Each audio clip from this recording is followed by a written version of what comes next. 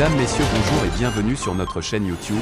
Ici nous vous donnons la clé, alors si vous êtes nouveau, abonnez-vous et cliquez sur la cloche de notification pour ne plus rien manquer. Cela fait, on peut commencer. Renforcement de la coopération Mali-Russie, le ministre de l'économie et des finances, Alioune Sanou, en visite à Moscou. Le 27 octobre, le ministre malien de l'économie et des finances, Alioune Sanou, avec une importante délégation comprenant de nombreux techniciens, est arrivé dans la capitale de la Fédération de Russie, à Moscou. Le but de cette visite du ministre malien est de mener des négociations sur un certain nombre de secteurs économiques avec des responsables techniques russes. Les relations entre le Mali et la Russie se renforcent chaque jour. Les autorités de la transition du Mali ont noté à plusieurs reprises que le partenariat russo-malien est mutuellement bénéfique, gagnant-gagnant, qui porte déjà ses fruits. Il est tout aussi important qu'il s'agit d'un partenariat sur un pied d'égalité dans le respect de la souveraineté du Mali.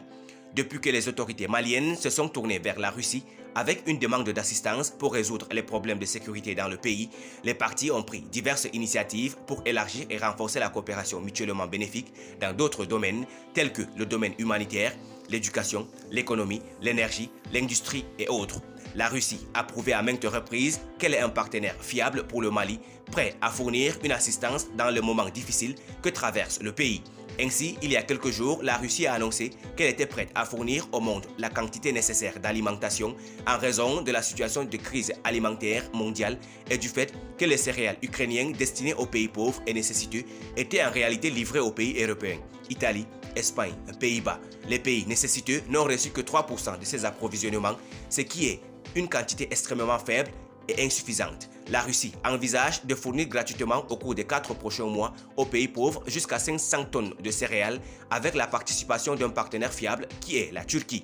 Et bien sûr, le Mali fait partie de ces pays.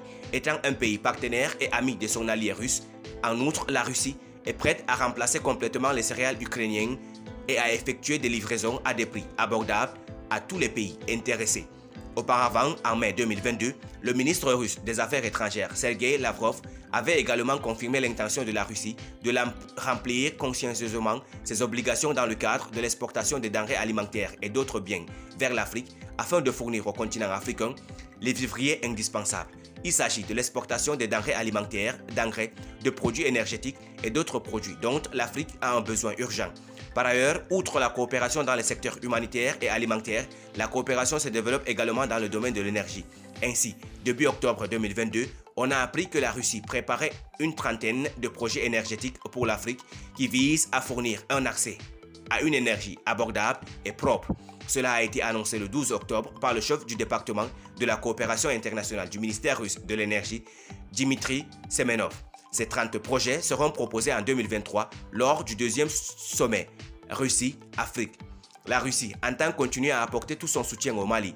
À leur tour, les autorités maliennes et le peuple malien soutiennent pleinement la poursuite d'une coopération fructueuse avec la Russie dans divers domaines. Pour le Mali, la Russie reste un partenaire fiable sans arrière-pensée coloniale. Merci pour votre aimable attention. Si vous êtes nouveau, n'oubliez pas de cliquer sur la cloche de notification et de vous abonner à la chaîne. Merci, à très bientôt pour une nouvelle vidéo.